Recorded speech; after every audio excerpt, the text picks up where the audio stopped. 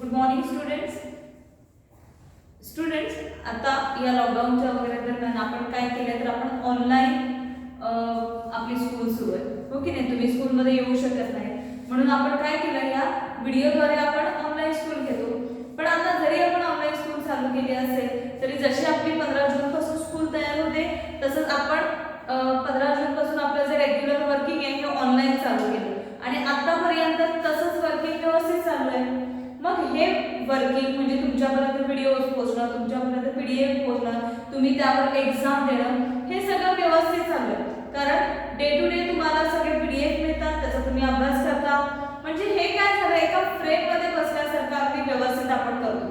म्हणजेच काय, प्रत्येक गोष्ट आपण जसं स्कूलमध्ये तुम्ही सकाळी येता, अगदी वेळेत येता, त्यानंतर तुम्ही अभ्यास करता, एका मागोमाग एक पिरियड्स असतात ते तुम्ही अटेंड करता. तसंच आता हे वर्किंग असल्यामुळे आपण व्यवस्थित तुमचं आता हे सिलेबस पूर्ण होतो आणि त्याच्यावर एक्झाम्स होतात. म्हणजेच काय झालं, या गोष्टीला सुद्धा एक मॅनेजमेंट आहे.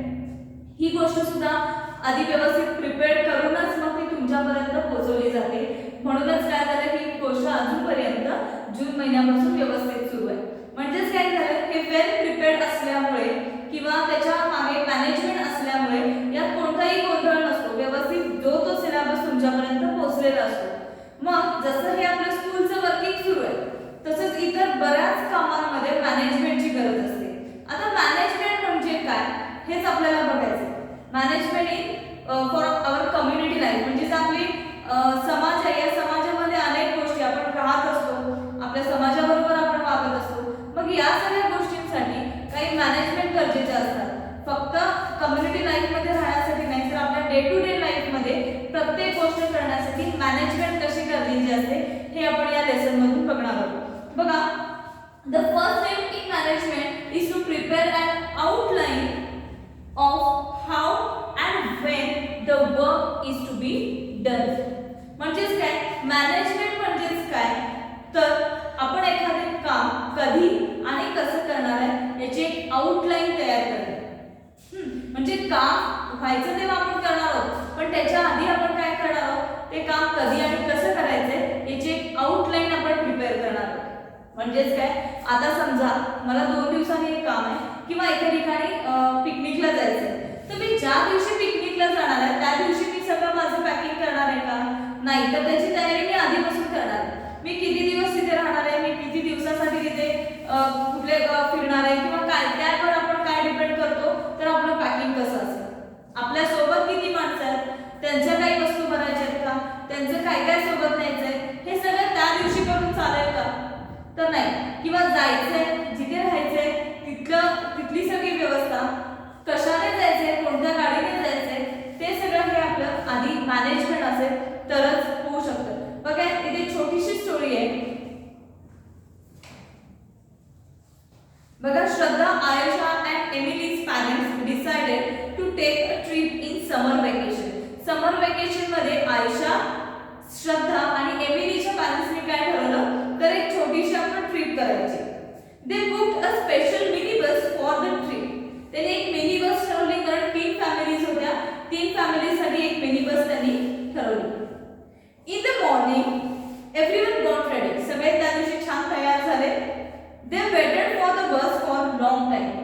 सगळे तयार झाले आणि बसची वाट बघत बसले. बराच वेळ बसची वाट बघत होते. But it did not arrive. पण तिथे बस आलीच नाही. When they made inquiries on the phone, they realized that the driver of the bus did not know where exactly they were all waiting. जेव्हा त्यांनी इन्क्वायरी केली, चौकशी केली की अजून बस का आलेली नाही, तेव्हा त्यांच्या लक्षात आलं की त्यांनी बस ड्रायव्हरला हेच सांगितलं नव्हतं की त्याला कुठे यायचंय. मग जर बस ड्रायव्हरला हेच माहीत नसेल की त्याला कुठे जायचंय तर तो कसं काय वेळेत पोहोचेल. Exactly. Finally the bus arrived and they set of on their trip. म्हणजे मग ही इन्क्वायरी केल्यानंतर बस ड्रायव्हरला जेव्हा त्यांनी सांगितलं की त्यांना कुठे यायचंय तेव्हा ते बस ड्रायव्हर तिथे आले आणि मग यांची ट्रिप सुरू झाली. पण यात काय झालं तर बराच वेळ त्यांचा खोळंबा झाला, त्यांचा बराच वेळ वाया गेला कारण त्यांचं काय नव्हतं, व्यवस्थित मॅनेजमेंट नव्हतं. सगळ्या गोष्टी जर आपल्याला करायच्या असतील, अगदी स्मूथली करायच्या असतील तर त्यासाठी मॅनेजमेंटची गरज असते. मग बघा, अशा बऱ्याचशा गोष्टी असतात. आपण स्कूलला जायचं, आता युनिफॉर्म व्यवस्थित आहे का बघतो, आपण सगळं आपलं टाइम टेबल व्यवस्थित आहे का बघतो, महत्त्वाचं म्हणजे माझं होमवर्क आपला पूर्ण आहे का हे आपण चेक करतो, हो की नाही, नसेल तो आपण आदल्या दिवशी पूर्ण करतो, या सगळ्या गोष्टी असतात. मग या अशा सगळ्या गोष्टी म्हणजे फक्त ट्रिप आणि स्कूल पुरतं मर्यादित नसतात, तर एखाद्या वेळेस समजा काहीतरी पाहुणे यायचे असतील, गेस्ट आपल्याकडे यायचे असतील, तर त्यात सुद्धा मॅनेजमेंट गरजेची असते. आता बघा, गेस्ट आपल्याकडे येणार आहेत, आता हे गेस्ट येणार आहेत, आपण त्यांना इन्व्हाइट केले, तर ते लंचसाठी येणार असतील. मग लंचसाठी येणार असतील तर लंचला आपण काय करायचंय हे आधी आपण ठरवतो की पाहुणे आल्याच्या नंतर बघूया काय जेवण करायचंय ते. मग पाहुणे आल्याच्या नंतर आपण जेवण बनवायला जर स्टार्ट केली तर काय होईल, बराच वेळ होईल. मग त्यासाठी काय करावं लागणार आहे, तर लंचसाठी पाहुण्यांना काय बनवायचंय की मील कोणतं बनवायचंय, त्याच्यासाठी सामान सगळं आहे का अवेलेबल, जर ते नसेल तर बाजारातून काय काय गोष्टी आणायच्या, आपल्याकडे काय काय अवेलेबल आहेत हे बघावं लागतं. रिलेटिव्सना रिसीव्ह कसं करायचं, आपल्या गेस्टना रिसीव्ह कसं करायचं, या सगळ्या गोष्टींचं आधी मॅनेजमेंट असेल तरच या सगळ्या गोष्टी व्यवस्थित होणार. त्यानंतर बघा, जसं आपण गेस्ट बद्दल बघितलं किंवा या ट्रिप बद्दल वगैरे बघितलं, तसं स्कूलमध्ये सुद्धा आपली व्यवस्थित मॅनेजमेंट असते. किंवा आपण एखादं काम करतोय ग्रुप, तुम्ही जेव्हा स्कूलमध्ये एखादा तुम्हाला टास्क दिलेला असतो तो तुम्हाला ग्रुपमध्ये करायचा आहे. एकटे जेव्हा आपण करतो आपलं प्लॅनिंग करतो आणि आपण ती गोष्ट कंप्लीट करतो, पण जेव्हा ग्रुपमध्ये एखादा टास्क दिलेला असतो तर ग्रुपमध्ये समजा 5 मेंबर्स असतील आणि सांगितलं की तुम्ही 5 जणांनी मिळून एक क्राफ्टची वस्तू तयार करायची. मग ही क्राफ्टची वस्तू जर 5 जणांमध्ये तयार करायची असेल तर कोणी काय आणायचं, कोणी कोणती वस्तू आणणार आहे किंवा कोण ते क्राफ्टची वस्तू तयार करणार आहे, सामान कोण आणणार आहे, या सगळ्या गोष्टी आधी ठरवल्या पाहिजेत. हा ग्रुपमध्ये कोणतरी करेल किंवा ड्रॉइंग सांगितलंय मग कोण कलर आणणार आहे, कोण पेपर आणणार आहे, कोण ब्रश आणणार आहे, हे जर आपण त्यांना ठरवूनच दिलं नाही तर जेव्हा तुम्हाला ते टास्क करायचं त्यावेळेस तुमच्याकडे काहीच अवेलेबल नसणार आहे, कारण जो तो काय म्हणेल मला माहीतच नव्हतं की मला काय आणायचं. म्हणून या गोष्टी आधी प्रिपेअर केल्या पाहिजे, आधी त्याची आउटलाईन तयार केली पाहिजे.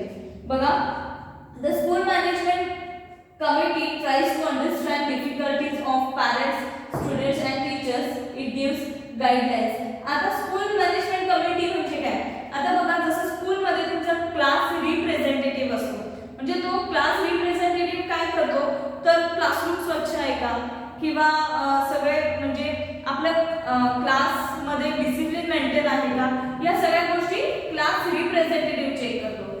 जसं हे क्लासरूम मधलं क्लास रिप्रेझेंटेटिव्ह सगळं मॅनेजमेंट बघत असतो, तसंच स्कूल मॅनेजमेंट कमिटी असते.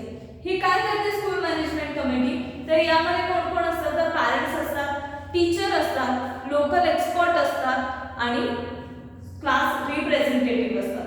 हे काय करतात, स्कूल मॅनेजमेंट कमिटी काय करते तर संपूर्ण जसं क्लास रिप्रेझेंटेटिव्ह बघतो तसं संपूर्ण स्कूल व्यवस्थित सुरू आहे का, तिथे काही डिफिकल्टीज आहेत का स्कूलमध्ये किंवा पॅरेंट्सना किंवा टीचर्सना काही डिफिकल्टीज आहेत का, हे ही कमिटी चेक करते. जर डिफिकल्टीज असतील तर त्या सॉल्व्ह कशा करायच्या याच्यासाठी गायडन्स देते. त्याच्यानंतर डे टू डे अटेंडन्स, स्टुडंट्सची व्यवस्थित अटेंडन्स आहे का किंवा टीचरची अटेंडन्स आहे का किंवा शाळेसाठी नवीन काय करता येईल, या सगळ्या गोष्टी स्कूल मॅनेजमेंट कमिटी बघत असते. जसं आता हे स्कूल मॅनेजमेंट कमिटीचं बघितलं. Why must we follow traffic rules? आता आपण रस्त्याने जातो तर बरेचसे ट्रॅफिक रूल्स असतात. त्यात काय काय रूल्स असतात तर ट्रॅफिक सिग्नल्स असतात. हे ट्रॅफिक सिग्नल्स आपल्याला फॉलो करावे लागतात. जर रेड असेल तर आपण थांबलंच पाहिजे, ग्रीन असेल तरच आपण निघालो पाहिजे. जर रेड असताना पण आपण निघालो तर काय होणार आहे, दुसऱ्या वेळी येणाऱ्या गाड्या आणि आपण रेड सिग्नल असताना सुद्धा जात असेल तर ऍक्सिडेंटची शक्यता असते. किंवा नेहमी जाताना लेफ्ट साइडनीच जायचं, रोडच्या लेफ्ट साइडनीच गेलं पाहिजे, हा पण एक रूल आहे. कारण काय होतं, तुम्ही जर बायसिकल घेऊन जाणार असाल किंवा मोटर बाईक घेऊन जाणार असाल किंवा चालत जरी असाल तर लेफ्ट साइडनी जर जात असाल तर समोरचा माणूस पण प्रिपेअर्ड असतो किंवा मागच्या माणसाला पण माहिती आहे की याच वेने जाणार. पण जर तुम्ही उलट येत असाल, लेफ्ट साइडने जर तुम्ही समोरून येत असाल तर काय होणार आहे, म्हणजे ती तुमची राईट साइड असणार आहे. मग राईट साइडने तुम्ही जर येत असाल आणि इकडून लेफ्ट साइडने जर एखादा बाईकवाला किंवा गाडीवाला जात असेल तर तो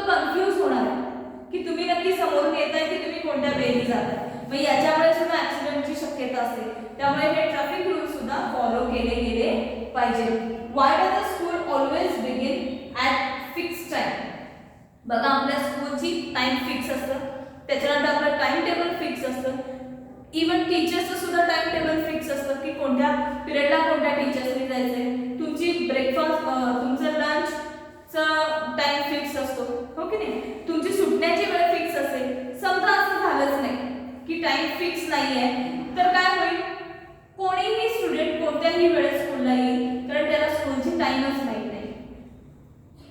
सपोज पिरियड लागेल नसतील व्यवस्थित किंवा टाइम टेबल जर व्यवस्थित नसेल, तर काय होणार आहे, एक टीचर असताना दुसरा टीचर तिथे शिकवायला येऊ शकतात, कारण त्यांना माहित नाही की कोणत्या टाइम मध्ये त्यांचा पिरियड सुरू होणार आहे आणि कुठे एंड होणार आहे. त्यामुळे आधी एक टीचर असताना दुसरा टीचर येऊ शकतात, किंवा याने काय होतं, मिसअंडरस्टँडिंग्स वाढतात किंवा वेळ वाया जातो.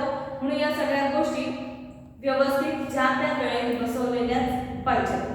बघा, rules guide us about how to behave in society. या सगळ्या गोष्टींसाठी जसं मॅनेजमेंट गरजेचं आहे तसं रूल्स गरजेचे आहेत, म्हणजे काही नियम गरजेचे आहेत. आता हे रूल्स कशासाठी असतात, तर रूल्स काय गाईड करतात की आपल्याला सोसायटीमध्ये कसं बिहेव करायचं आहे.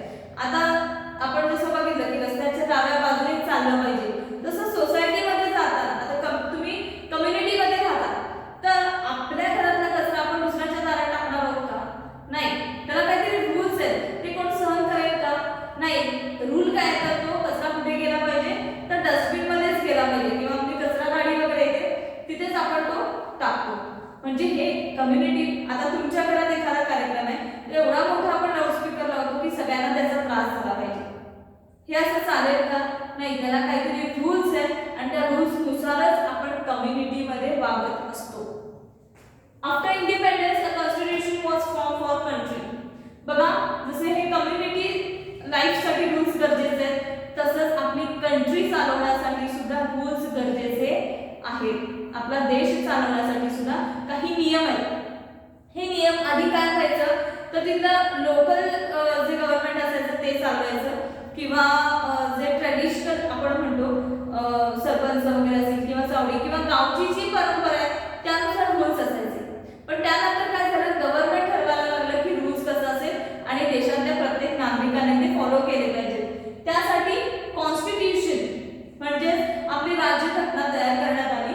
मग कॉन्स्टिट्यूशन मध्ये काय दिले, तर आपल्या देशाचे नियम कसे असतील आणि आपल्या देशातला प्रत्येक नागरिक त्याच नियमाने वागला गेला पाहिजे, तरच आपला देश सुरळीत चालणार आहे. म्हणून हे कॉन्स्टिट्यूशन तयार करण्यात आलं.